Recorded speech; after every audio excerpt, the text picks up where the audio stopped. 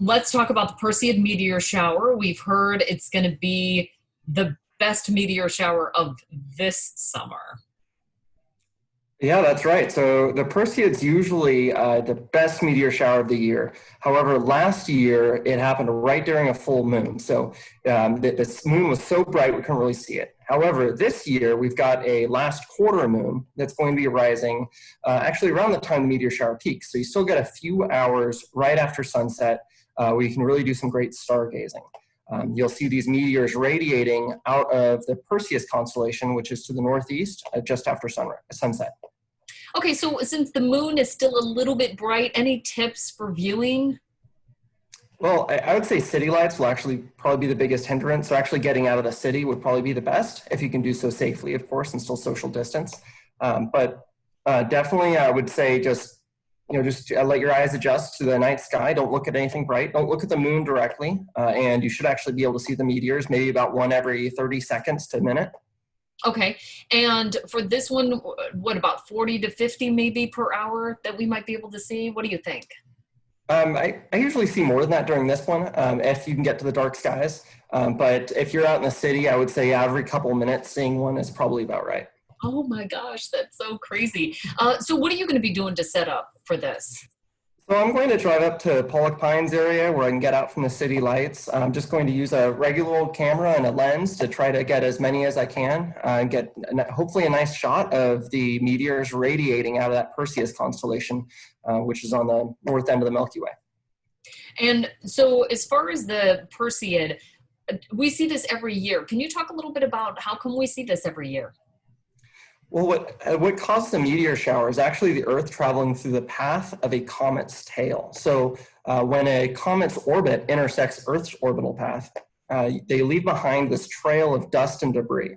So when that debris enters our atmosphere, we see this show. So depending on the orientation of the comet and the path of the comet, that determines which constellation you see these meteors radiating out of. So this particular comet was a Swift-Tuttle comet, which passed near Earth 1992, I think, 1992, 1993, and its orbital period is about once every 133 years. So we'll see this for 133 years since 1992. So for another we'll 100 years see it or forever. So. Oh, we'll see forever. Pretty much forever, yeah. That's the way these things work because they just dump debris in their entire orbital path, or at least as they get near to the sun. Because the sun's rays actually knock debris off of the comet. Oh my gosh, how cool. Yeah. Let me think of any other questions to ask you about the, I can't really think. I heard that the Delta Aquariids might also play into it a little bit.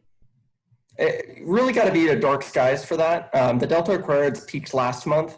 But you still will see meteors from that shower. And actually, a fun game you can play while watching these meteors is trace their path back to which constellation. You can determine which meteor shower they came from. If they trace to Delta Aquarius, that's the Delta Aquarius meteor shower. And then if they trace back to Perseus, that's the Perseid's meteor shower. You mean in what part of the sky they're coming from, and that will determine? Mm-hmm. Their path of travel actually tells you which meteor shower they're associated with. Oh, cool. Okay, so you said the Perseids would be northeast sky, is that correct? Correct. They'll look like they're radiating out of that constellation, the Perseus constellation, which is sort of near Cassiopeia. If you're familiar with the night sky, Cassiopeia looks like a big W. Oh, so cool. It's close to that. Awesome. Okay, so anything else cool that we should know about the Perseid meteor shower? Well, it's like I said, it's really the best one of the year. So I think we're lucky that we get it, and the moon is in a position that's really not going to affect it too much, at least for the first couple hours. So if you can stay up till 2 a.m., that's when it peaks, but you will have a bright moon to contend with as well. How come it's the best one that we see? Is it just the position that we're in, or in North America in particular? So one of the reasons that I find this one's the best one, because it actually couples with the best time of year to view the Milky Way. So in addition to just the Perseids, you just have the stunning display of really just the best time of year to view the Milky Way because it's up in the sky all night long.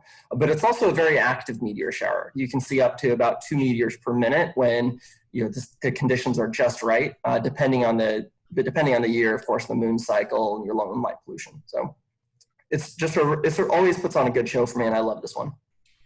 Now, when we enter into that new moon phase later this week, over the weekend, are we still going to be able to see this shower? Maybe just a couple less meteors when the moon is a little darker?